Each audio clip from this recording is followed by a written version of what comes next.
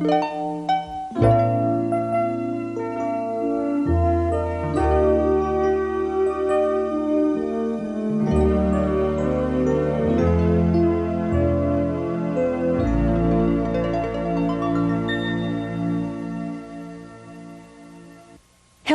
I'm Estelle Getty. I'd like to welcome you to Louise Hay's study course based on her best-selling book, You Can Heal Your Life. Louise has adapted her wonderful book in order for you to actively participate in the ideas and beliefs she so lovingly shares with all of us. I've used Louise tapes myself and have found that I am now willing to believe that things can be different in my life. I think you'll find that this tape gives you a wonderful opportunity to learn more about yourself and to begin to heal your life. Here, then, is your personal private counseling session with Louise Hay. Hello, I'm Louise Hay, and I'm here to share some ideas with you, to give you some new ideas to stimulate your thinking, to share some new perspectives. Let's know and affirm together that we are open and receptive to new ideas and to new ways of looking at life. I've often thought how beneficial it would be if these subjects could be taught in school from the very first grade. Think how helpful it would have been if, as a child, you were taught how to think and how to use your mind, and how to have self-esteem and self-worth, and how to have loving relationships, and how to be a good parent, and how to manage your finances. Just think how wonderful it would be to have a whole generation of adults who knew these things and manifested these truths. Were you taught any of this as a child? I think not. So let's share some of these ideas now, because it's never too late to learn. This is always the right moment. You see, I believe that life is really very simple. What we give out, we get back. And what we believe about ourselves becomes true for us. Our thinking creates our experiences. There is a law of thinking like everything else, like all of nature. There is a universal energy or law of mind or subconscious mind, whatever you want to call it. But to me it means the power that is within me and around me transforms my thoughts into experiences. You see, I believe that we are all responsible for everything in our lives. Every thought we think and every word we speak is creating our experiences, our future. And it's almost as though every time you think a thought or you speak a word, that universal intelligence or energy is listening or responding to what you are thinking or believing or saying, without judgment or criticism, totally accepting us at our own value. Whatever we choose to believe becomes true for us. You see, when we are little, we learn what to think about ourselves and what to believe about life from the adults around us. And when we grow up, we have a tendency to recreate in our emotional life the emotional environment we had as a child. Now, this is not good or bad or right or wrong. It just means that is what we believe to be true for us. And we also have a tendency to treat ourselves the way our parents treated us.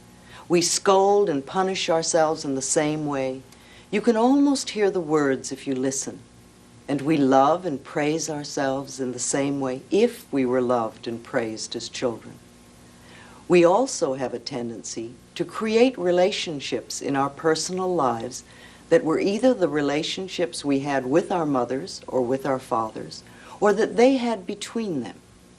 Think about how many times you've had a relationship in your life that was like your parents, either your boss or your lover or your husband or wife. This is not in any way to blame our parents, because we're all victims of victims, and nobody can teach us anything that they don't know. If you were raised in a family where there was great anger, then you are most likely to be an angry person yourself, or you're frightened of anger. If you were raised in a fearful family, then no doubt you look at life through fearful eyes. Besides, you see, I believe that we choose our parents. I think we decide to incarnate upon this planet at particular points in time and space. And we come here because it's like a classroom. We have lessons to learn. You have your lessons and I have my lessons. And so before we come each time, I believe we choose our sex, we choose our color, we choose our country. And then we look around for the perfect set of parents that will mirror the lessons and patterns we came to work on. We choose these people as the perfect mirror for our work. Then most of us, when we grow up, have a tendency to point our fingers at our parents and say, "You did it to me, it's all your fault." But really, if we're all responsible for everything in our lives, then there's no one to blame. All is in perfect, divine right order. And we are all doing our best according to the understanding, awareness, and knowledge that we have. Our point of power is always in the present moment. We create our future by our thoughts and actions of today. And we can know that no person, no place, and no thing has any power over us. We create all our situations and all our circumstances by our thinking, feeling patterns. And then we usually give away our power by blaming others when things do not go the way we want. Is this true for you? We all have things we believe and ideas about ourselves. Now, which one of these two ideas could be true for you? People are out to get me, or everyone is always helpful? If you really believe that people are out to get you, then you're going to have those sorts of circumstances in your life.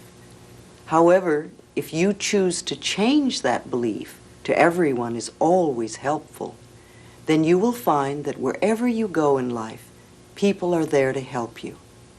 Now, wouldn't it be better to think that way? We all have a lot of foolish ideas about life and what we believe ourselves. And we have so many rigid rules about how life should be lived. But you see, we can't really do anything about the past. That's all done now. And everything you have experienced in your life up to this moment, you have created by your thoughts and your feelings and your beliefs of yesterday, last week, last month, last year, 10, 20, 30, 40, 50, 60 years ago, however far you go back. However, I repeat, the point of power is always in the present moment, which means that what you are choosing to begin to think right here and right now is going to create tomorrow and next week and next month and next year. The past has no power over us. The point of power is in this present moment. And we can begin to be free right here and right now. We do choose our own thoughts. We may not think so, but we do. It seems to me that almost everyone on this planet, myself included, and everyone I've ever worked with, is suffering from self-hatred and guilt to one degree or another. The more of it we have, the less our life works. And the less of it we have, the better our life works. It's like the bottom line for almost everyone that I know is, I'm not good enough. And we often add to that belief, and I don't do enough, and I don't deserve. Now, if we have a very strong belief in our subconscious mind, which to me is right here in the gut, that I'm not good enough and I don't deserve, then it's going to be extremely difficult for us to create a life that really works in all categories. Now you see, no matter what the circumstances, we are only dealing with a thought. I don't believe in giving power to outer effects. We may think that being broke is the problem. I see this as the outer effect of an inner problem. It's the inner thought patterns which create these effects. I have discovered that patterns of resentment and criticism and fear and guilt cause more problems in our lives than anything else.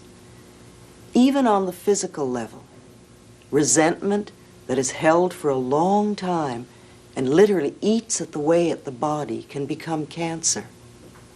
Criticism that's indulged for a long time can also lead to conditions like arthritis. And if you look at arthritic hands, you can almost see the criticism in them. Fear can contribute to anything from baldness to poor feet. And guilt always creates pain.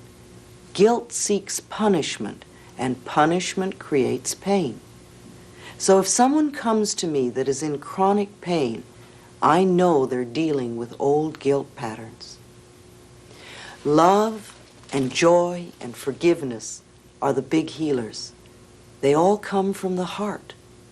The heart represents love, and the blood in the body is joy. So a normal, healthy heart lovingly pumps joy throughout the body, nourishing all the cells and organs, creating a loving, joyous atmosphere for the cells to do their work in. If a heart has lost its ability to express love and joy, the forgiveness will open the door. Most of our problems come from blaming others, from not taking responsibility for ourselves. And as I said, if it is true that we are all responsible for everything in our lives, then there's no one to blame, not even ourselves. And every outer experience is only a mirror of our inner thought patterns. Now, this may be a new way of looking at life, because most people like to think that it's all their fault. It's the economy, or it's a husband or a wife or a boss, or it's because we don't have money, or it's whatever. But really, all those things out there are mirrors of what we think and believe inside. For instance, if everyone is always criticizing you, if you're a person that goes around saying, everybody's always criticizing me, then what I want you to realize is that it's your pattern to be criticized. Somewhere inside of you, and you may not be aware of this, there is a belief, and it probably comes from your childhood, that you deserve to be criticized. And so because of your belief and because of your pattern, you pull people into your life who are critical. And sometimes you can even attract people who normally are not critical, but because they are with you and the vibrations that you're giving out, you will pull the criticism out of them. The other thing about this is, if people criticize you a lot, it's quite possible that you are very critical. And because what we give out comes back to us, then the criticism you're giving to other people, or perhaps to yourself, is being reflected by the people around you. So one of the first things I like to do with people when there is a problem is to have them begin to say, I am willing to change the pattern in my consciousness that is creating this condition. I'm going to repeat that because it's very important. When you have a problem you wish to change, begin by saying to yourself, I am willing to change the pattern in my consciousness that is creating this condition. This simple sentence begins to get things moving. The universal power, the universal energy, the law of mind, your subconscious mind, is constantly responding to every thought you think and every word you speak. So the moment we make the smallest shift in consciousness, our experience begins to change. It's your pattern, it's my pattern. We all have patterns we're working with. And as I said, most of the patterns we have come from the time we were 3 to 5 years old. These are our beliefs about life, our life scripts. However, we can change our attitudes towards the past and these life scripts. We are never stuck. You know, it's really very foolish to punish ourselves in the now because of some hurt in the past. To be hurt once is one thing, but then to continuously punish ourselves because of it is very sad and very unfulfilling. It's important that we dissolve resentment now because it can cause so many problems in the future. I've often said that to people. Do it before we're under the threat of the surgeon's knife. You see, then we have to deal with panic too. It's much easier to do it now. We have a choice of choosing to be a helpless victim and really believing it's all hopeless. And if we do, the universe will support us in that belief. And then all we do is go down the drain. Can you see how powerful we are? Our thoughts create our experiences. If I want to think that I'm unlovable, then I will be lonely for the rest of my life because I will prove my beliefs. However, if I want to change that belief into thinking that I am always surrounded by love and my life is full and rich, then that is what my life will become. My life will have to become a mirror of my inner experiences. So one of the things we want to do is to begin to release the pain of the past, to let it go, and to be willing to forgive. Do you know, the Course in Miracles says that all illness comes from a state of non-forgiveness, and that whenever we are ill, we need to look around to see who it is we need to forgive. Now, this does not necessarily mean condoning poor behavior, because I agree there are many people who behave poorly.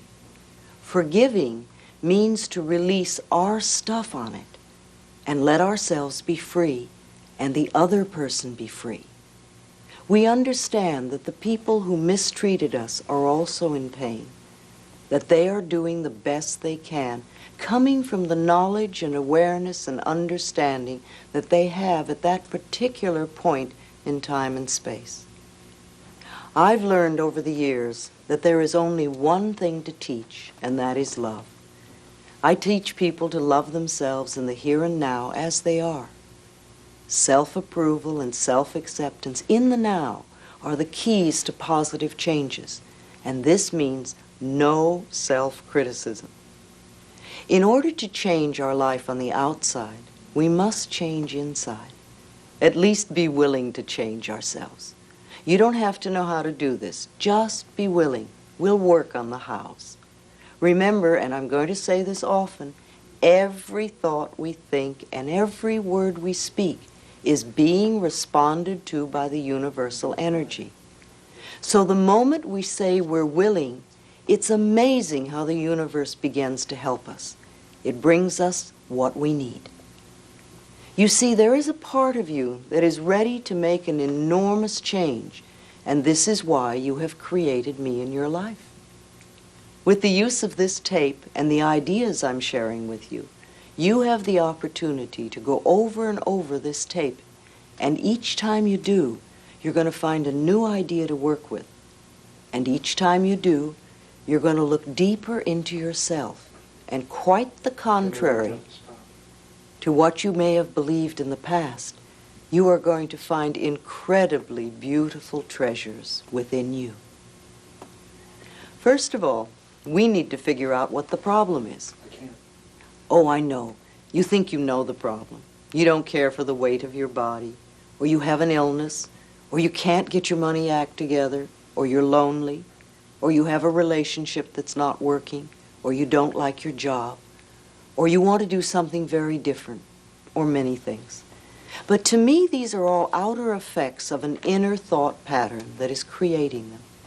And if we spend our time just looking at the outer effects and working with those, the moment we fix one, we'll create another one. Because the inner belief is still there and saying that we don't deserve on some level. Now, it's safe to look within, and let's do it together.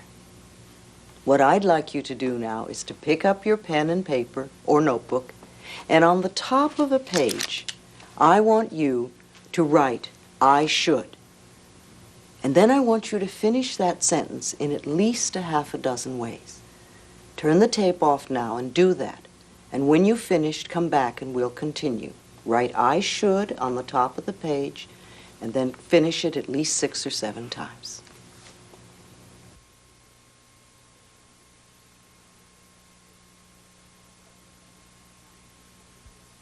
All right. Now that you have your list made, what I would like you to do is to read off each one on the list by itself, saying, I should. And then my question to you is, why? This is not to make you wrong in any way, but just to have you look at something in a different way. So you may say, I should get up early in the morning. My question is, why? And then I want you to look inside yourself to find the answers. Do this with each should on your list. If you can do this exercise with a partner, even better. When you're finished with the list and made a note of your answers so that you remember them, then come back to me and we'll go further.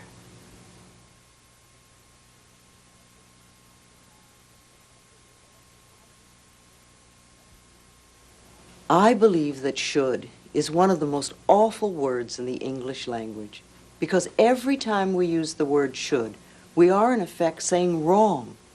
Either you were wrong, or you are wrong, or you're going to be wrong. And I don't think we need to be made wrong. I think we need to be right, or at least come from a position of choice, because all of life is choice, and we want to be aware of that. So I would like to take the word should and put it in the wastebasket, or throw it in the fire, or in the trash, or whatever you want to do. Remove it from your vocabulary forever. And replace it with the word could, because could gives us choice. Now it is true that sometimes it might be better for us to do something, but basically we still have choice, and if we don't do it, at least we're not wrong. So what I want you to do now with this exercise is to reread your should list one at a time, only this time I want you to say, if I really wanted to, I could. If I really wanted to, I could get up early in the morning. And then my question to you is, so why don't you, or why haven't you? And again, this is not to make you wrong, but to let you look at your shoulds and see how you really feel about them. So again, you can turn the tape off for a few moments and go through this process. If I really wanted to, I could. And so why haven't you? And when you've finished, come back.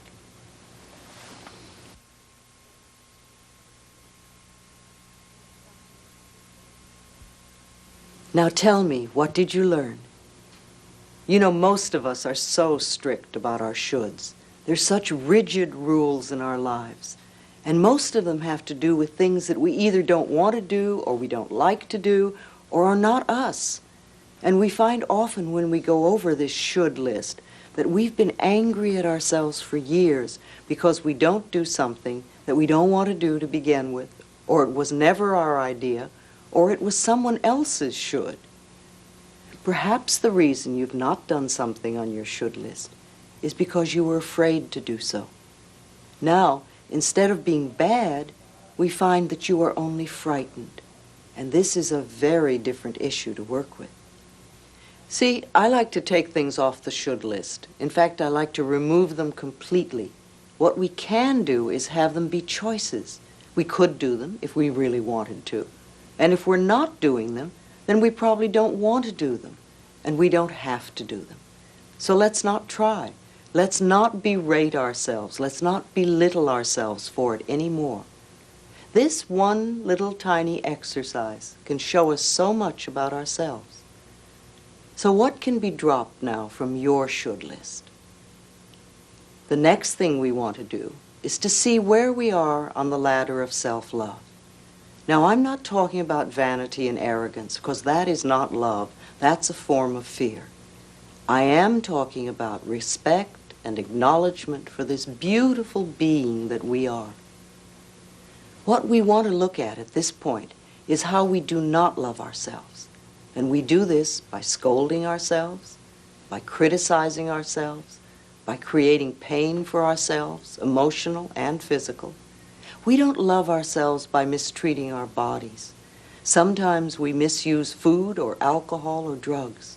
Sometimes we don't love ourselves by believing that we are unlovable, or by procrastinating, or choosing people that mistreat us. And sometimes we don't love ourselves by creating debt and burden. And sometimes, well, we all have so many ways. What are your ways of not loving yourself? Think about that. Make a note of it. You could again turn off the set and make a list of the ways that you do not love yourself.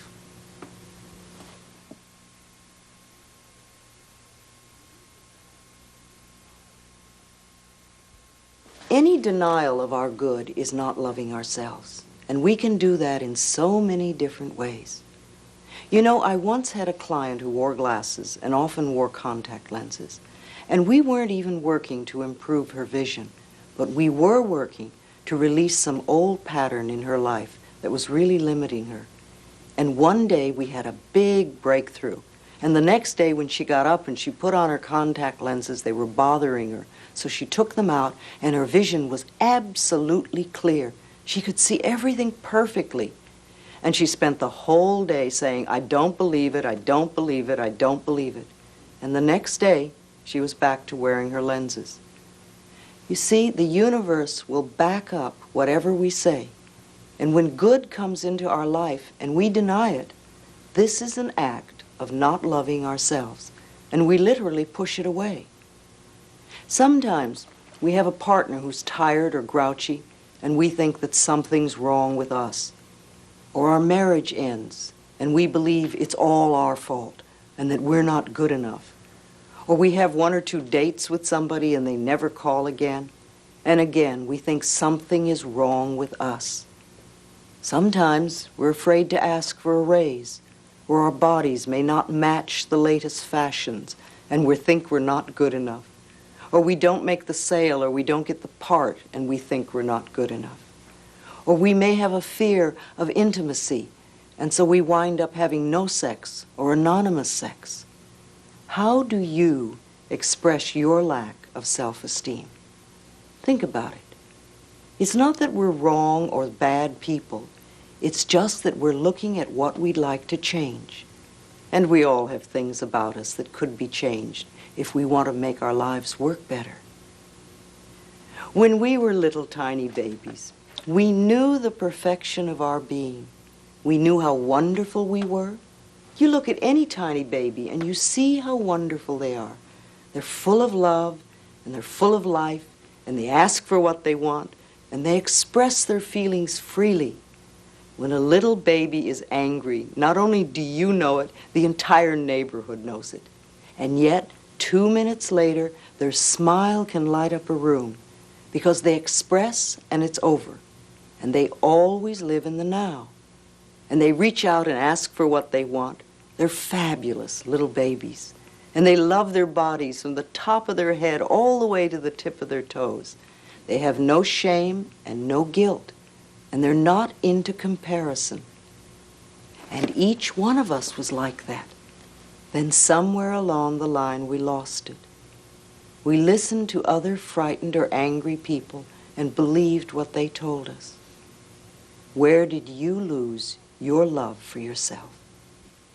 All right, what I'd like you to do now is to pick up your hand mirror, and I want you to look into your own eyes and say, I love and accept you exactly as you are. I want you to do this now. Go ahead. I love and accept you exactly as you are. Just notice your reactions. How do you react to doing this? How do you feel? What's coming up? Is it an easy exercise to do? Do you feel foolish? Does it seem hard to do? Does it make you feel angry? What sort of reactions are you having? I can remember when I used to criticize myself all the time when I looked in the mirror. I remember the endless hours I used to spend plucking my eyebrows to make myself barely acceptable. And I also remember I used to be frightened to look into my own eyes. Are you like that? Is this a difficult exercise? Because to me, this is one of our core issues, how we feel about ourselves. It's not important what's happening out there. It's not the size of our hips or our bank account or the fact that we have a lover or not. but how we feel about ourselves. Loving the self, to me, is the most important thing we can do. And this begins, as I said before, with no criticism. Do you criticize yourself? Oh, I've heard all the answers. Well, of course. I mean, how am I going to change if I don't? Well, if I don't do that, I won't be able to motivate myself. Doesn't everyone? Or I've always criticized myself. Well, we're not talking about everyone. We're talking about you. Everybody has their own answers and their own reasons. Why do you criticize yourself? What's wrong with you? In fact, at this point, I'd like you to stop and give yourself a little time to think and make a list of all the things that you think are wrong with you. And when you finish that, come back and we'll go on. Make a list of all the things you think are wrong with you.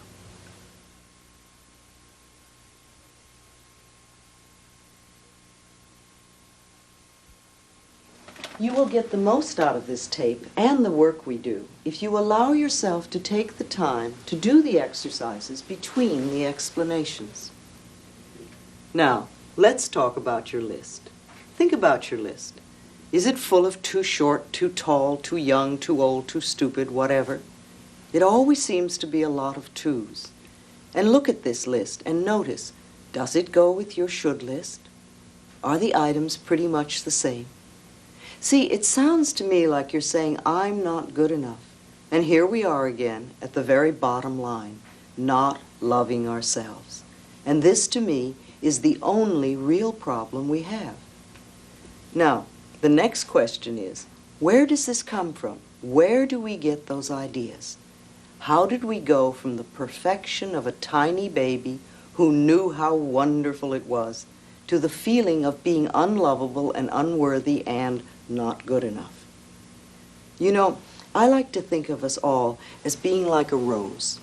If you think of this flower, this gorgeous rose, from the time it is the tiniest little bud, as the petals begin to open, till it becomes a full blossom, till the last petal falls, a rose is always beautiful, always perfect, and ever-changing. And this is the way we are.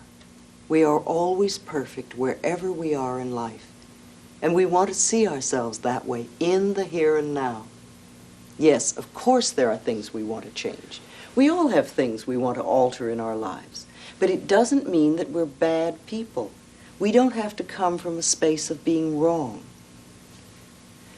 So in order to release ourselves from the belief we have about ourselves that are limiting, we want to examine the past. We want to see what these blocks are.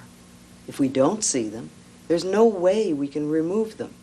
So we look and we see what they are. What are the beliefs? What are the concepts? What are the ideas that are limiting us? And then we remove them. To me, it's rather like mental house cleaning. All of us have to clean house periodically. Some of us do it more often than others. But there comes a time when you really must clean the house, or it becomes impossible to live in. And I think it's the same thing with our mental houses. We need to periodically go through and do some house cleaning and toss out the old rubbish or the things that no longer suit us or no longer fit us. And we want to polish up those ideas that are positive and good and that nourish us and use them more often. You know, it really can be almost as easy as scraping bits of food off a plate into the trash after a meal. Now, you wouldn't go into yesterday's garbage to make tonight's meal. But how often do we go into yesterday's mental garbage to create tomorrow's experiences? The next exercise I'd like you to do is make a list of all the things your parents said were wrong with you. All the negative messages you got. Again, turn the tape off and give yourself a bit of time to really let things come up. Things that were said or implied about your body, things that were said about your abilities, things that were said about love and money and your creative talents, and things like that. And of course, I know that your parents also said some wonderful things to you. But what we're really looking for are the negative messages that are probably still sitting in your subconscious mind. At this point, when I do this exercise in a workshop, it's interesting how the energy of the room usually begins to go down and people start to get very depressed. Now, you don't have to do that. You can look at this very objectively and just see what the messages are. Make your list of negative messages that came from your parents, verbal or implied, and do that now and then come back.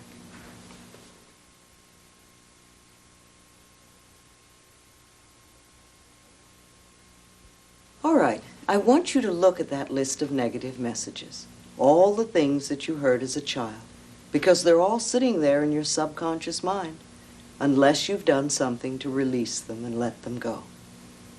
Try to be objective about it. And when you see something that creates a feeling within your body, let yourself say, oh, so that's where this belief came from.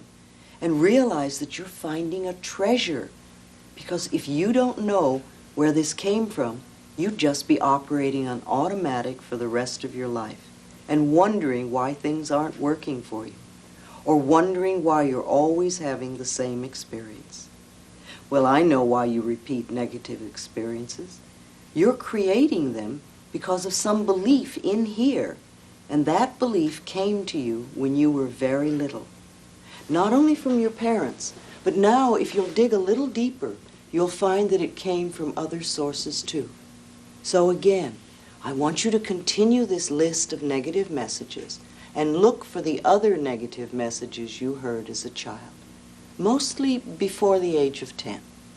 Things that you heard from your relatives, from teachers, from friends, from authority figures, from the church. Take some time to do this, and as you're doing it, notice your body. Notice how your body is reacting and feeling. Make your list now of negative messages from other sources.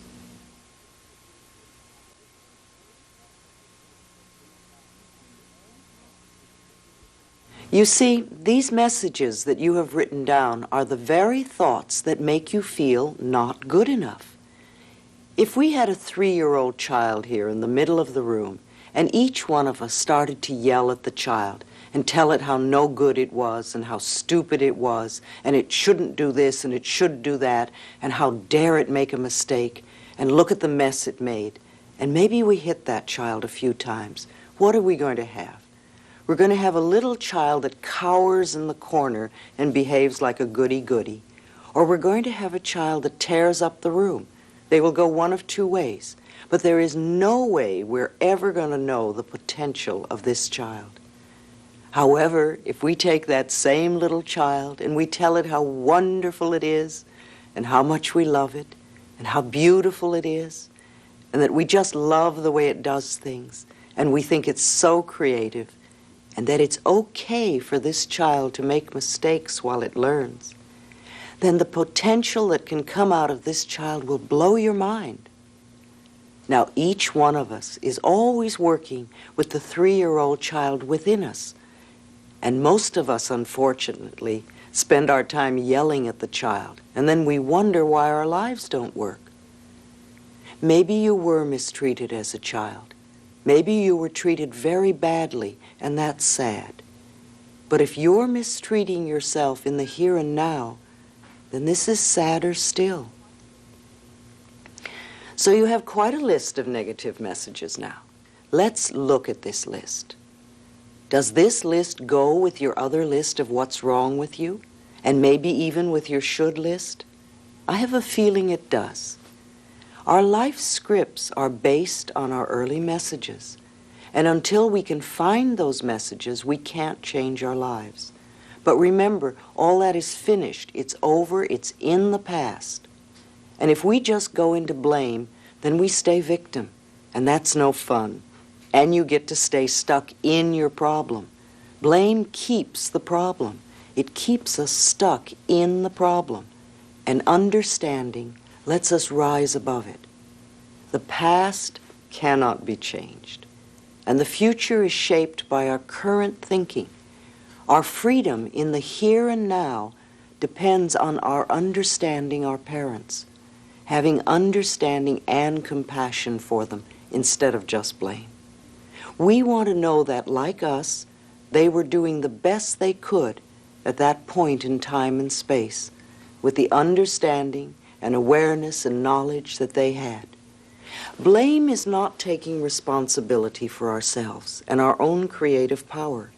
You see, they were just as frightened and scared as we are, and they could only teach us what they had been taught. What do you know about your parents' childhood before the age of 10? Think about it for a while. How much do you know? And if you don't know much and your parents are still alive, try to find out. Not in an accusing way, but just ask them, what was it like to be a little child? What was it like when you were 5 years old? And if your parents are gone and you can't find out from then let yourself imagine what it could be like. What kind of a childhood would your parents have had to have them be the sort of people they were when you were little? Understanding creates compassion. You see, you can't free yourself until you free them, and you can't forgive yourself until you forgive them. Now, perhaps you also have brothers or sisters. If they are older, they may have been like gods to you, and you may have taken very seriously the things that they said. Sometimes they may have considered you a nuisance, and you got the idea you weren't good enough. Teachers often say things that shape our lives. I remember when I was in the 5th grade, and the teacher called me up and said, "What do you want to do in life?" And I said, "Oh, I want to be a dancer." And she said to me, "Oh, let's leave that to the shorter girls. Tall girls can't dance." And I thought, oh dear. And I put away all my dancing aspirations in my pocket and literally didn't take them out till I was well over 40. School also creates so many interesting beliefs. For instance, if we think about tests and grades, were you really aware as a child that the tests you took and the grades you were getting had nothing to do with your self-worth? That they were showing you only how much you knew about a particular subject, and that's all. And most of us go through life reacting to the fear that we had as children when we had to take a test. We thought it had to do with whether we were good enough or not.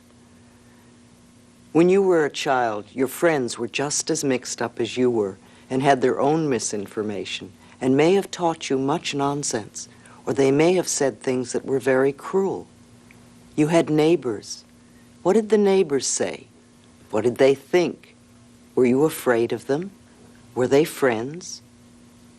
Then you think of the ads on TV and in the magazines. How did they shape how you feel about yourself? There are so many products that are sold on the basis of trying to teach you that you're not good enough or acceptable enough unless you use their product. Do you buy into that? Or do you see their game? See, our old messages of limitations come from many places, and it always comes down to, where did we get the messages that we're not good enough? And then, of course, the next thing is how to transcend our limitations, no matter what they told us. See, it doesn't matter what other people say about us. It's how we react to it and what we're choosing to believe about ourselves. You know, Gerald Jampolsky has written a couple of wonderful books. In Teach Only Love, he said something I thought was brilliant. He said, if you want to increase your spiritual growth as quickly as possible, or if you want to get out of a problem as quickly as possible, choose to think only happy thoughts.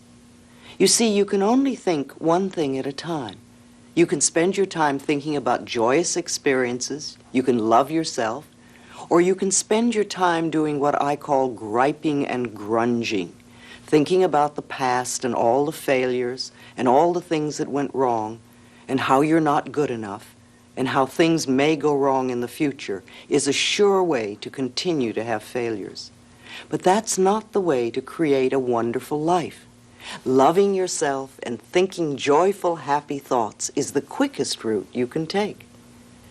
So the next question is, now that we've looked at all these things, now that we have this list of all the things that are wrong with us, and the list of all the things our parents said were wrong with us, and the neighbors and the friends and the church and the authority figures, the next question is it true?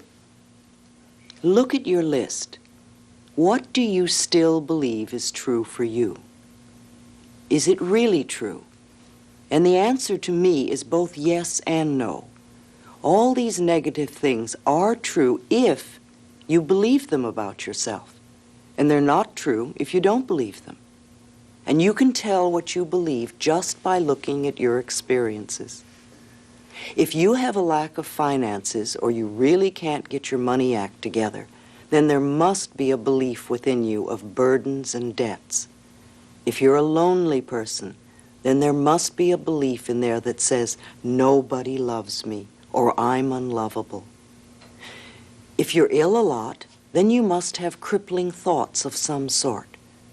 You may not consciously be aware of these thoughts, but if you look to your circumstances, you can begin to see what kind of thoughts you must have. So think of all the things in your life that are not working, because that's what we're concentrating on now. This is what we want to change. And ask yourself, what kind of thoughts could be creating these conditions? Could they be some of the things on your list? Some of the beliefs that we have are very positive and nourishing, and we want to keep those beliefs. We want to use them often because they work for us. And some of the things we believe are no longer appropriate. And some of the things we believe were never true. They were someone else's fears. All those things on your list were other people's opinions. So the question you have to ask yourself is it true? And you'll get the answer by looking around you at your circumstances. You see, our circumstances always show us what we believe. I remember once when I was a little girl in school, and this memory is so vivid for me because it's so typical of my beliefs about myself at the time. I remember that we had a party in school, and it was a gala affair, and everybody brought a lot of party stuff and things like that.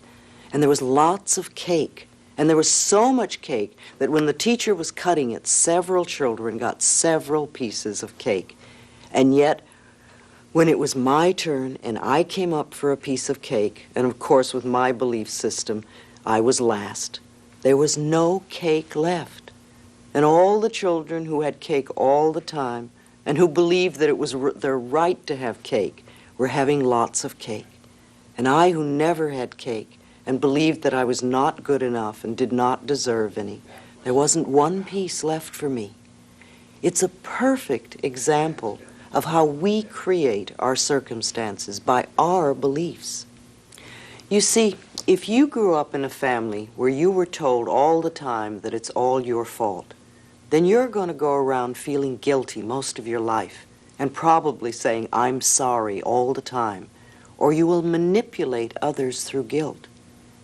If you have a belief that nobody loved you, then you're either going to have no romances or you'll probably have very short romances.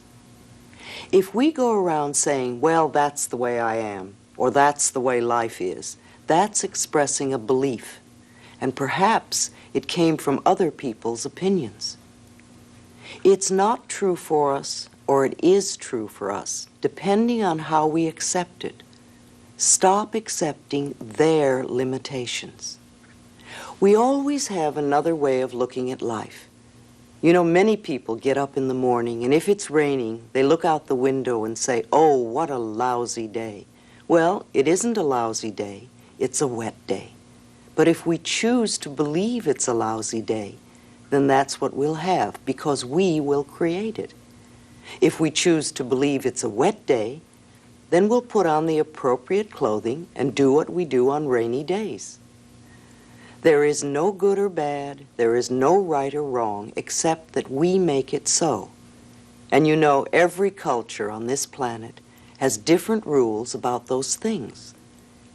It's what we believe that makes things right or wrong or good or bad. And again, it's the old thing, what we give out, we get back, and usually in double. We want to begin to shift our beliefs today, to be willing to allow the changes to happen. The point of power is always in the present moment. And all these old things, these lacks, these limitations, these beliefs, can return to the nothingness from whence they came. They came out of nothing, and they can go back to it. You are the power.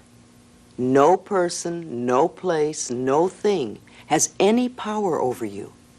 I can give you lots of good advice and lots of wonderful new ideas, but if you choose not to accept them, then you're in control, for you have the power. You are the only person that thinks in your mind, and you create your experiences. And just for this moment, I want you to catch the thought you're thinking right now and ask yourself, is it negative, or is it positive, or is it neutral? Do you want this thought to create your future? Now, because we think so quickly, and the thoughts just go whizzing through our minds, it's not always so easy to begin changing our thoughts. You can start by editing your speech. Begin to listen to what you say, and don't say anything that you don't want to become true for you. There are literally billions of thoughts that you can think, and infinite numbers of things that you can say. Make these be nourishing thoughts. Pick thoughts that create nourishing experiences for you. Don't waste time thinking thoughts that create problems for you and then try to fix the problem. That to me is foolish and a waste of time. One of my very early teachers used to say often, there is not something to do, there is something to know. Because truly, when we change our thinking, we change our experiences. All right, so what do we do now? Well, I think we can decide to change. That, to me, is the most important thing now. Oh, we can throw up our hands in horror and give up, or get angry, or feel that it's all helpless and hopeless. But these are old and useless ways of handling things. If we think, oh, it's hopeless, so why try, because at least I can handle the pain, and I know what that is, well, that's just getting stuck and staying in the same old place. And you certainly have the choice of doing that, but you don't have to. And getting angry about circumstances, well, to me, that's like sitting in a corner with a dunce hat on. You know, something happens and we get angry, and something else happens and we get angry. Do anything about it. Do you know that people who commit suicide do so because they won't change their minds? They believe that life is only one way, and they don't want to look in another way or see another viewpoint. They refuse to believe there are other possibilities, and so they leave the planet instead. Getting angry or upset continuously because things aren't working, again, is sort of foolish and a wasted energy. What is really better is for you to ask yourself, how am I creating so many situations to be angry or upset at? And then sit down and really give yourself a chance to think about that. What could I be doing or believing that is creating this? And again, this is not to make you wrong, but just to let you look at what could be happening. When we start this work, I like to think of it very much like the end of a Thanksgiving dinner. You know, you've had all this wonderful Thanksgiving dinner and everybody's eaten much too much. And then it's time to go into the kitchen and clean up the turkey pan. And there it sits, all crusty and burnt, and it looks a mess. So the first thing you do is to put in some hot water and soap, and you let it soak. And then after it's soaked for a while, you start to scrape it, and all these bits come up. And then it really looks a mess. And if you didn't know better, you'd think that the pan would always be disgusting. However, if you keep going, after a little while, you're going to have a nice, clean turkey pan. Our consciousness is very much like that. When we begin to do this work, we go in and we start to clean our mental turkey pan. And sometimes things get worse before they get better. We want to know that it's okay if that happens and to just flow with it. I think mirror work is very important, and the more we can do it, the more we can reflect to ourselves where we are and what we need to do. So keep looking in the mirror and saying to yourself, I am willing to change, and I am willing to release the resistance. I am willing to change, and I am willing to release the resistance. Now all of us have to deal with what I call resistance to change. And we all have resistance, because on some level we want everything and everyone out there to change, but we don't want to have to change ourselves. And yet, changing ourselves is the very thing we must do in order to change our lives. So awareness is our next step. We must become aware of what it is that we believe. Otherwise, we don't know what to change. Our first reaction to a new awareness about ourselves is often resistance. And that's all right, because any reaction is good. It means the change is already in process. Let yourself notice how you react so that you are aware of what's going on. Our lessons are not necessarily easy. If they were easy, they wouldn't be lessons. It takes time and effort to learn what we need to learn. So don't demand instant change. Let yourself do it step by step. It will get easier as you go along. Too often we get impatient and we want to do things right now. Impatience is only resistance to learning. It means you want the goal without going through the process. You know, we can sit here and say, I want to be in the other room. And we can even demand and insist that we are in the other room right now. But we don't want to make the effort of getting up and going one step at a time in order to get to the other room. And we can sit here for days and keep yelling and insisting we want to be in the next room. And nothing will happen except that we get frustrated. However, if we make the effort and take the steps, no matter how small, one by one, before you know it, we will be there. Keep noticing what is going on in your body and what form your resistance may be taking. It's fascinating to watch how the mind works and learns. And the thing we resist the most is often that which we most need to learn. If you keep saying, I can't or I won't, you're probably referring to a lesson that is important to you. Think for a moment. What do you think you came to this planet for? What is your lesson? What did you come to learn? And what did you come to teach? I do not believe you came here to be miserable or to be unfulfilled. I believe you came here to be fulfilled and to give of yourself to others. We are all teachers and students. We are learning and we are teaching. You could ask yourself that question before you go to sleep tonight. What did I come here to learn? And what did I come here to teach? Let's look now into how we resist, because all of us resist change in some ways. We have so many ways to do this. There are many nonverbal ways.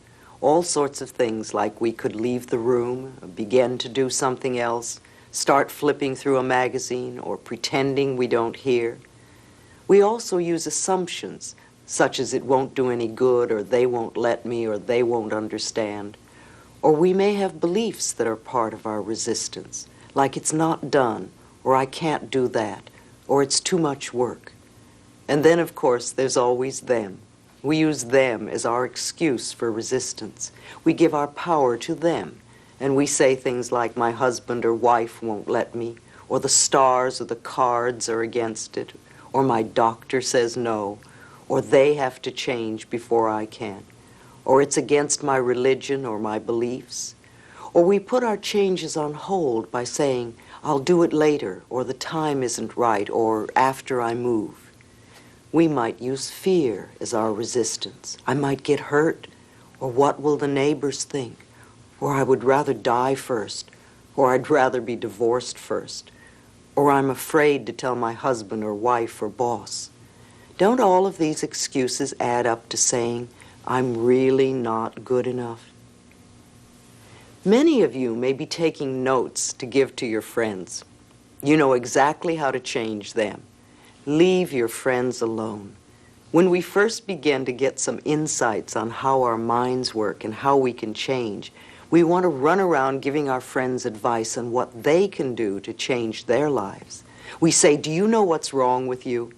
And this never works. They will not listen to you unless you change your life first. The only way we can teach is by example. When we have made our own changes, then our friends and our families will come to us and say, you're so different, what have you done? And then they'll be glad to listen and maybe even try what you have done. When I first began teaching, I was not really practicing these principles, and my students didn't make too many changes in their lives.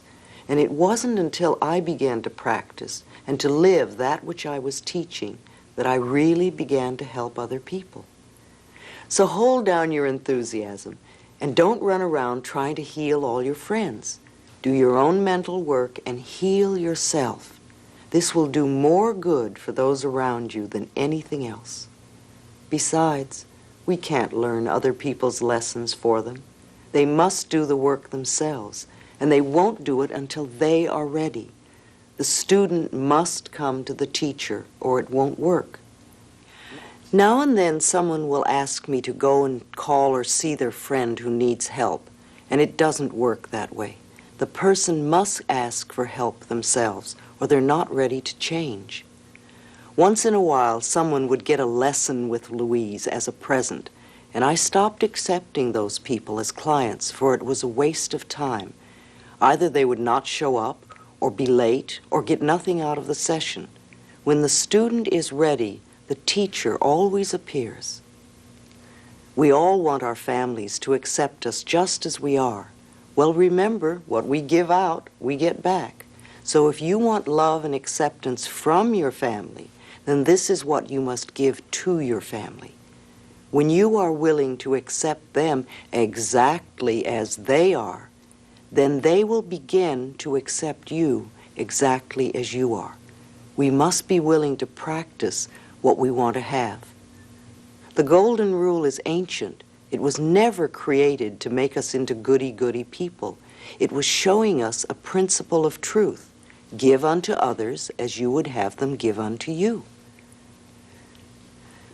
Let's use the mirror to check our resistance level. Look into your eyes and say, I am willing to change. I am willing to change. Are you hesitating? Do you feel that it's not true? What is the belief that's in the way? Remember, it's only a thought, and a thought can be changed. Don't let this thought stop you from becoming free. We are looking for the real problem, not just the outer effect or issue.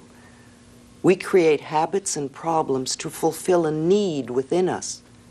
When we can find a positive way to fulfill that need, we can release the problem. Willpower and discipline don't work to make permanent changes.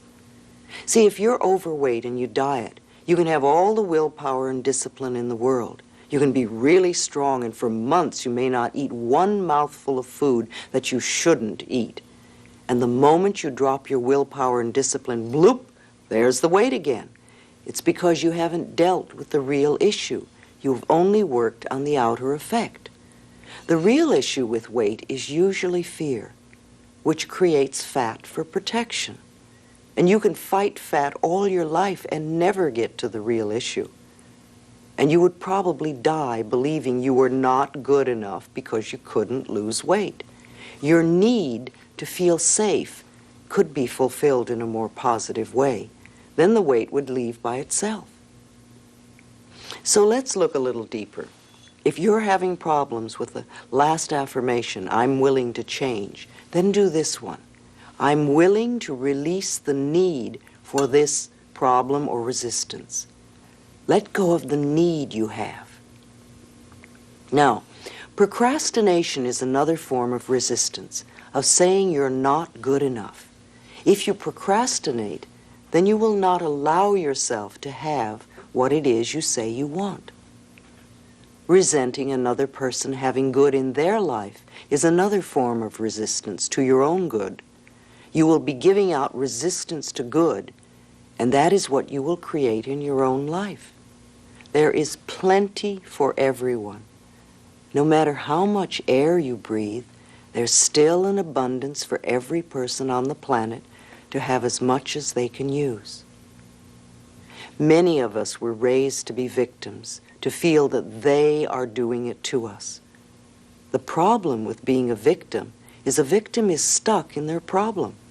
And we no longer choose to be stuck. We are learning there is something we can do to free ourselves. If we say, I am willing to release the pattern in my consciousness that is creating this condition, then immediately we step out of the victim class and we begin to take our own power back. We realize that we can dissolve the problem that we helped create. See, when we scold ourselves, when we berate ourselves or make ourselves wrong, we are mistreating that 3-year-old child within us. How can we be happy and free when the child within us is miserable and frightened? If you had a frightened child before you, you would probably comfort the child so that it could feel safe and happy. Be gentle and kind and comforting with your inner child as you uncover and release the old negative messages within you. This is a wonderful adventure you're on, and you will never go through this particular process again. See today as a very exciting time of your life. See, once you work through these issues, they will be gone and your life will be different. As you choose to work with your other issues, it'll be much easier. We've uncovered some patterns, and now your next question may be, how do I change? Well, you've already begun. There are changes taking place within you that you're not even aware of. And from now on, all your changes are for the better, even if it does not seem to be so. Sometimes things seem to be worse at first. Remember our turkey pan. You may need to scrape up some gook from the bottom of your pan as you do your own mental cleansing process. You may be working on getting a new job, and you may be fired. See this as the first step in moving you to your new position. You may be working on prosperity, and you lose your wallet. Don't panic and give up. This could be part of the positive change that's taking place.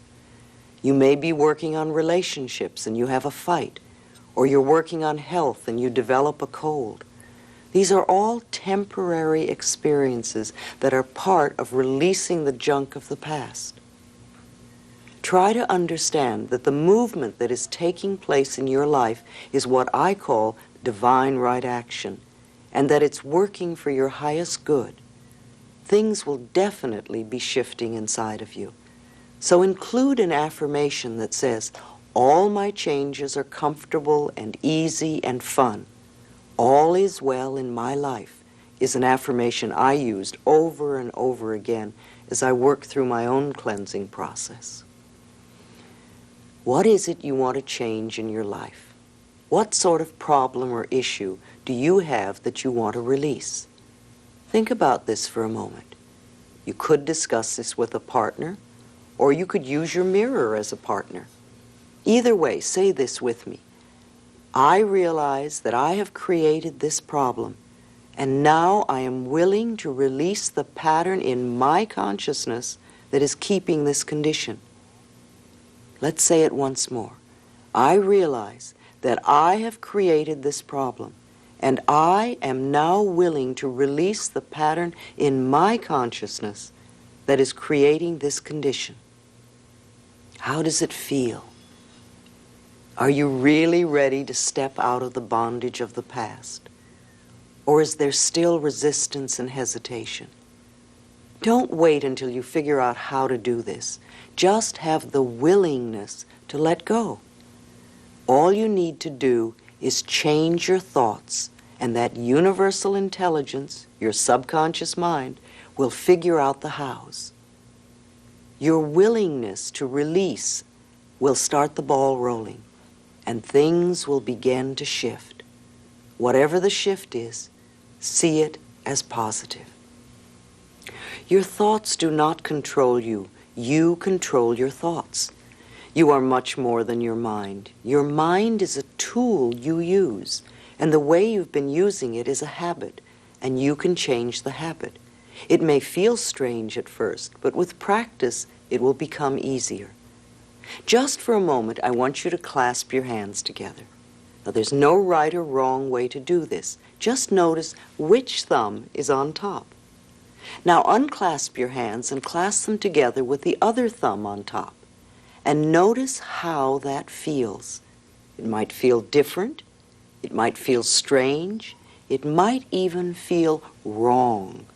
Just notice your feelings. This is how you feel when you do something differently, the beginning of your change process. Now, clasp your hands back the first way, and the second way, and the first way, and the second way, and the first way, and the second way. Now, how does that feel? Feels a little more comfortable, a little more okay. And as you continue to do it, it may even feel normal and natural. It's really just that easy to change a habit, a bit of practice. Let's practice our option of choice. Let's choose to believe that it is easy to change a thought or a pattern. What we choose to believe becomes true for us. If you want to believe that change is hard or difficult, then it will be so for you. But that was the old victim stance, and we're moving away from that belief. As you learn to control your mind, you become powerful. In all of life, the only thing we have control over is our current thought. The past is over and done and cannot be changed, except for the way we choose to look at it. The future is being created right now by the thoughts we are choosing to think. Let's choose thoughts that make our future fun and joyful and loving and prosperous and healthy. If you have a small child that's been used to staying up to midnight, and you now decide that 8 o'clock would be a more appropriate bedtime, guess what will happen the first night you put the new time into action? The child will probably kick and scream and carry on. It may even have a tantrum. And if you give in, then the child will find it very difficult to ever accept the new rules. But if you're gentle and firm and insist that this is the new bedtime, and allow the child to carry on for a while before it goes to sleep, the next day the resistance will be less. And after a few days of lessening resistance, the child will accept going to bed at the new time. It's the same with our new thoughts and developing new habits. Gentle, firm insistence, consistency in what we choose to think will make the changes quickly and easily. Let's do a physical releasing now. So many times we get so tense and tight and all mixed up about the things we're trying to do, and we think we have to work hard for things. That's not really true. We can practice letting go in a relaxed and peaceful way. So close your eyes for a few moments, and I want you to let your whole body relax. Let your scalp relax, your forehead, all the muscles in back of your eyes. Let your whole face relax. Let your shoulders relax. Have you noticed a difference in your body since we began to relax? If your body has been tense, then it means that your mind has been tense also. Let the rest of your body relax and be very comfortable. Let's affirm together in a peaceful way. I am willing to let go. I release. I relax. I release fear. I release anger. I release guilt. I release sadness. I release limitations. I release my parents' limitations. I am willing to forgive. I am at peace. I am safe. I am me. It is safe to be me. I let go, and I am at peace. And then open your eyes. It only takes a moment or two to do this releasing. Do it often until relaxing your body and your mind becomes a new habit. Changing doesn't have to be a struggle. We can relax and make it easy. I'm not telling you to hold in your feelings or pretend you're not upset if you are. Sometimes when we get upset, we need to have a physical release. We don't want to swallow our anger down and have it settle in the body so that it becomes pockets of resentment. And there are several methods to release these feelings in positive ways. Now, you could scream in the car with the windows rolled up. You can beat your bed or kick pillows and let yourself make noise and say all the things you want to say. You can scream into a pillow if you're concerned about others hearing you. You can run or play a game like tennis to help release that energy. One day, I noticed I had a pain in my shoulder, and it was there for a couple of days. And I thought, oh dear, what is this? So I sat down and said, all right, Louise, think for a minute. And I said to myself, I have a pain in my shoulder. What does it feel like? It seems to burn, burning. What does that mean? Ah, it must mean anger. And I wondered what I was angry about, and I couldn't think of anything at the moment. So I got out a couple of pillows, and I started to really beat on them with all my might and make angry sounds. And by the time I'd hit the pillows about 10 times, I knew exactly what I was angry about. It came right to the surface. So I let it come out, and then I released it and let it go. And of course, by the next day, my shoulder was fine. I believe we could all beat the bed or kick pillows at least once a week, just to release those physical tensions we all build up in our bodies. If we don't release, then the past holds us back. I do not choose to live in the past, nor be held back by the past any longer. I choose to live in the now and to build a wonderful new future. I've had many people tell me, well, because of such and such, I can no longer enjoy life. I didn't get invited to the prom or the party, so now I'm going to be miserable for the rest of my life. Or I didn't get the part, or I didn't make the sale, so I'm no good. Or because I'm no longer married, I can't enjoy life ever again. What foolish limitations we create for ourselves. Don't let these beliefs from the past hurt you in the now. Release that emotional attachment. If we live fully in this moment, we cannot be hurt by the past, no matter what it was. If I asked you what you wore in the 3rd grade, you may or may not remember. If you remember, you probably wouldn't have much emotional attachment to it. You would just remember, and that would be it. And that's how we want to be with all our past experiences. Just recognize them and let them go. Please, make a list of all the things you are willing to let go of. As you write the list, notice your reactions. And when you finish this list of all the things you're willing to let go of, come back to me.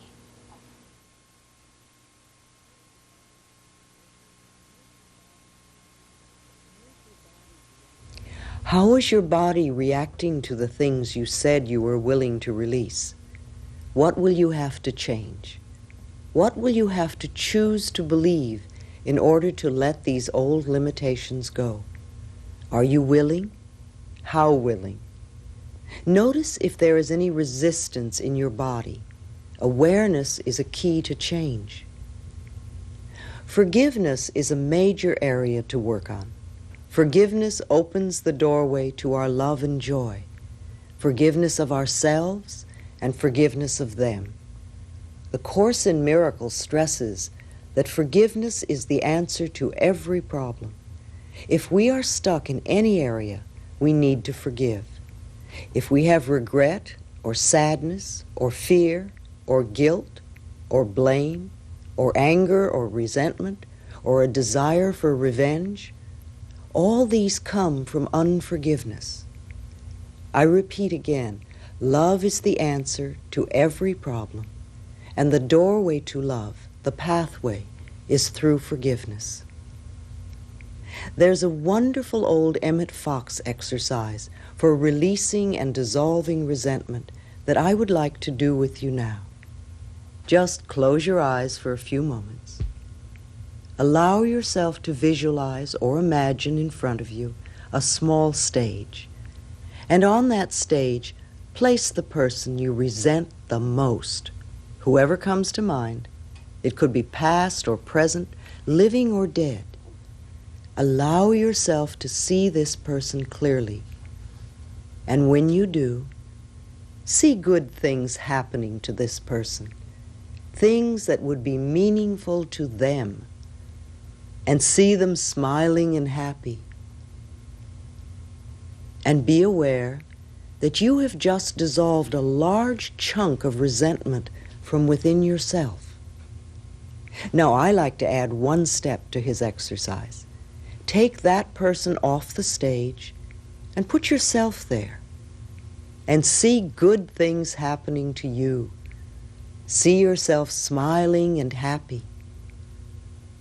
And be aware that the abundance of the universe is available to all of us. You could do this exercise daily for a while, and then do it at least once a week. It is a lifetime exercise, for there is always more clearing and releasing for us to do. Open your eyes. There are many ways to approach forgiveness. In this exercise, I'd like you to use a mirror or work with a partner, and I want you to say, "The person I need to forgive is, and I forgive you for." The person I need to forgive is, and I forgive you for. And then work with whoever comes to mind. And as you do this exercise for 5 or 10 minutes, the same person may come up over and over again, or it may be a different person each time. If you can, keep doing the exercise until you've gone through everyone you can think of. If you're working with a partner, have them say to you each time, "Thank you, and I set you free. Thank you, and I set you free." Search in your heart for injustices that you still carry, and forgive and let them go.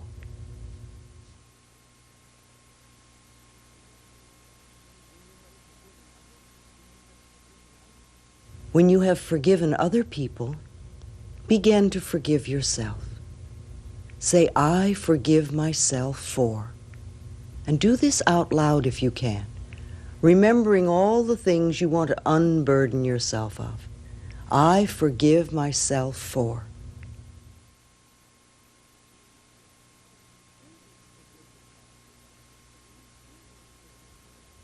Do these forgiveness exercises at least once a week, using a mirror if you don't have a partner.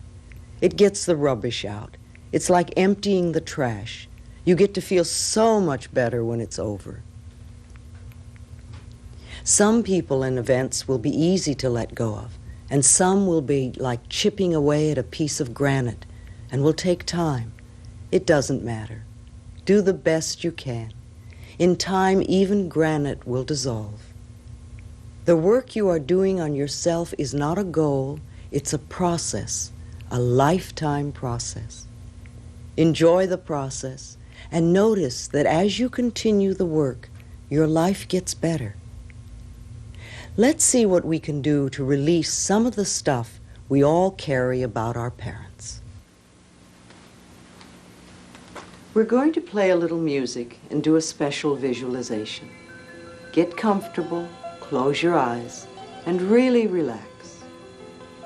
Begin to visualize yourself as a little child of 5 or 6, and look deeply into this little child's eyes. See the longing that is there, and realize that there is only one thing this little child wants from you, and that is love. So reach out your arms and embrace this child. Hold it with love and tenderness. Tell it how much you love it, how much you care. Admire everything about this child and say that it's okay to make mistakes while it learns, and promise that you will always be there no matter what. Now let this little child get very small till it's just the size to fit into your heart, and put it there.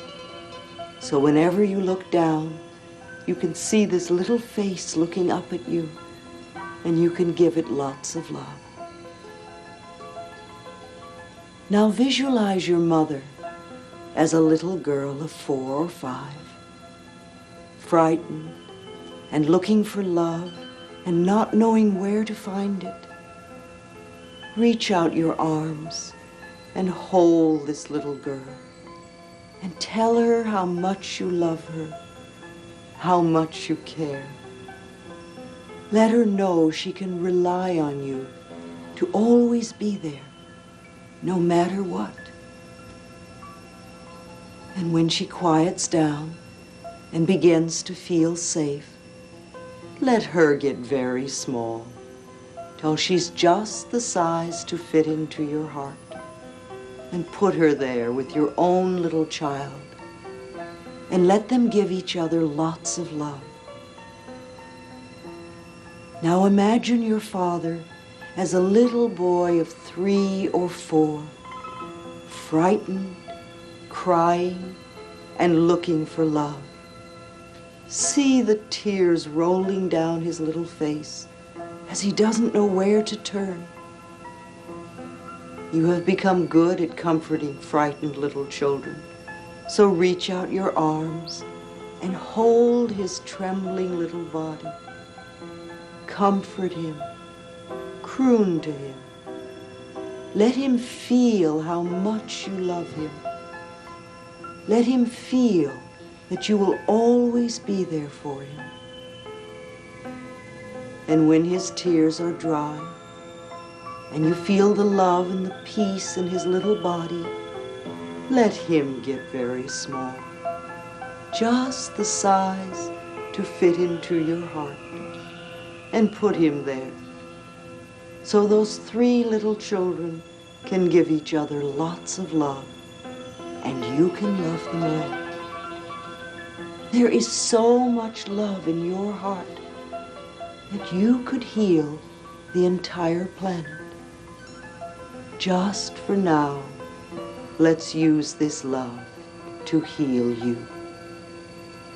Feel a warmth beginning to glow in your heart center, a softness, a gentleness, and let this feeling begin to change the way you think and feel about yourself.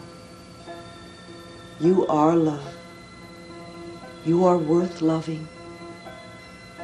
Know that. And when it feels comfortable, come back to the room. Now is the time to build new thought patterns to replace the old thinking. Old thinking goes something like this. I don't want to be old. I don't want to be fat. I don't want this job. I don't want this lover. I don't want this house. We have been taught to fight the negative, thinking that by fighting the negative, the positive will automatically come. It doesn't work that way. How often have you lamented something? Did it get you what you really wanted? The more we dwell on what we don't want, the more we will get it. Things that you disliked about yourself in the past are probably still with you. What you put your attention on grows, so let's put our attention on what we really want. Concentrate on what you do want to have or be. Turn all your thoughts into positive affirmations. Learn to think this way. Take I don't want and turn it into I am or I have. I hate my job gets you nowhere except stuck in that job. I now accept a wonderful new job will begin to open channels in your consciousness and in the universe to bring a new and better position your way. Bless what you have with love and release it. Then affirm what you want in positive ways. Don't put your affirmation in the future. Work in present tense. Instead of saying, I'm going to have or I want to have, say, I have or I am. Always be in the now. I am eternally young. I have a slender body. I now accept a new job. I have a wonderful relationship. I see myself moving into a beautiful new home. These affirmations give your subconscious mind something to work on in the now. Love yourself in the now. Forgive yourself in the past. Love yourself in the now. You will find if you practice this, it will be like having a magic wand to work with. Your whole life will transform, and when you love yourself, you get to feel good too. You can't really love yourself without self-approval and self-acceptance. This means no criticism of yourself whatsoever. I can hear the objections immediately. That's just the old mind doing its chatter. Go beyond it. Say to your mind, thank you for sharing. Now, pick up the mirror again, and looking into your eyes, say to yourself, I love and approve of myself exactly as I am. I love and approve of myself exactly as I am. Is it a little easier to say it now that we've done the other exercises, or is it still difficult? This is the main issue to concentrate on. If it's easier to say now, keep going. It'll become a real pleasure, and your life will improve all the time. If it's still difficult to admit love for yourself, then practice. Remember the thumbs. Looking into the mirror 3 or 4 times a day and just saying, I love you, I really, really love you, will work miracles in your life. I remember when my own denial of my good was so strong that I used to loathe looking at myself. Sometimes I used to be so angry I would even slap my own face. And now I look back at those times and see how foolish that was, and I forgive myself.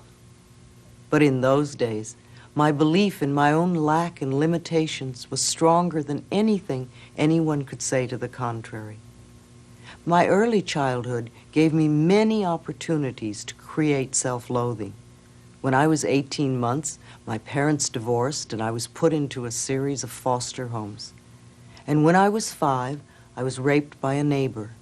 And then my mother remarried and my stepfather both battered and abused me. And these were also the Depression days, and there was no money. And by the time I left home at 15, I had a really poor self-image of myself and many heavy negative beliefs to overcome. And it all took time to change. If someone would say to me, I love you, my first reaction would be, why? What could you possibly see in me? Or my other thought would be, if they only knew, they wouldn't love me. And it took quite some time and much work for me to develop a peaceful, loving relationship with myself. And I'm still improving it. This is a lifetime process. We begin by getting the boulders out of the way, and then we progress to the smaller issues. Begin to look for small things you can approve of in yourself. That's what I did. In the beginning, when I found it difficult to see anything good about myself that I could approve of, I started with my fingernails and my ears. And then I went to some of my internal organs. It's pretty hard to be angry at your liver. Begin to find things that you can approve of. Begin to love yourself or like yourself, even for just a few seconds. The smallest beginning will help. 1 second of self-approval will make a shift in consciousness that you can build on. We don't have to do it all at once. If every day you could love yourself for 1 minute more, it wouldn't take too long to make an enormous change in your life. This work accelerates, and it goes faster and gets easier all the time. Good health, love, prosperity, creative self-expression all begin with loving the self. As we learn to love and approve of ourselves continuously, our changes get easier and we really make progress. Instead of I'm a bad person and so I have to change, let's say I love myself and these are the things I want to change. We are always changing, and we're either changing negatively or positively. If our thoughts are negative and demeaning, then our changes are negative. If our thoughts are positive and loving, then our changes are positive too. I cannot tell you exactly what your future will be like, but I know that if you choose to be negative and resentful and fearful and guilty, you are going to have an uncomfortable life before you, and perhaps illness too. If you are loving and approving and joyous and accepting of others and trusting in the process of life, then you are going to have a wonderful life. It will be joyful and pleasant for you. You have a choice of which way to go. Here's an exercise I've given to many people, and it works wonders, almost like a miracle. If you will do this exercise consistently, it will also work miracles in your life. For at least a month, I want you to say to yourself, silently or aloud, I approve of myself. I approve of myself. I approve of myself. Do it at least 500 times a day. You may say, oh, but that's so much. And yet I know when you are worrying, you can repeat a worry thought more than 500 times a day. Keep saying it over and over and over again. I approve of myself. If negative thoughts come up, just say, thank you for sharing, I'll let you go. And repeat, I approve of myself. Let any resistance pass through. Remember, resistance has no power over you if you don't give it power. Keep repeating, I approve of myself, no matter what is happening. And if you can keep repeating it, even if something unpleasant is happening, then you have really grown.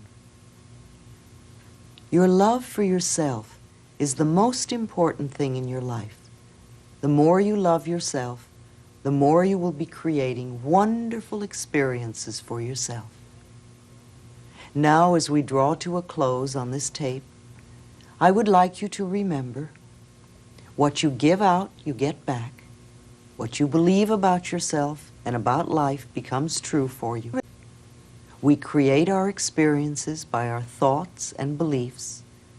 Love is the great healer. The doorway to love is through forgiveness, and you can leave the past behind and become free. Allow yourself to claim the new. That which you desire, visualize it. Imagine having or doing or being it. Fill in the details. Feel it, taste it, touch it, hear it, see it. See other people reacting to you, and make it okay whatever their reactions are. Read everything you can find. Explore many teachers. Investigate all that you can. You know this tape is only one step on your pathway. Use it often, and you will get new ideas every time you do. Practice, and you will demonstrate ever-increasing good. Remember, a little child who gave up at the first fall would never learn to walk. Try it all, and then use what works for you. Trust life to be on your side and to provide everything you need. Life can be fun, even the learning process. Make it so. Let the old things dissolve. Notice the little miracles in your life. Love who and what you are and where you are. It's only a transition point. Laugh at yourself and at life, and nothing can touch you. I thank you for sharing time with me, and join me in knowing. In the infinity of life where we all are, all is perfect, whole and complete. Each one of us, myself included, experiences the richness and fullness of life in ways that are meaningful to us. I now look at the past with love and choose to learn from my old experiences. There is no right or wrong, nor good or bad. The past is over and done. There is only the experience of the moment. I love myself for bringing myself through this past into this present moment. I share what and who I am, for I know that we are one in spirit. Everything I need to know is revealed to me. Everything I need comes to me. All is well in my world. And so it is.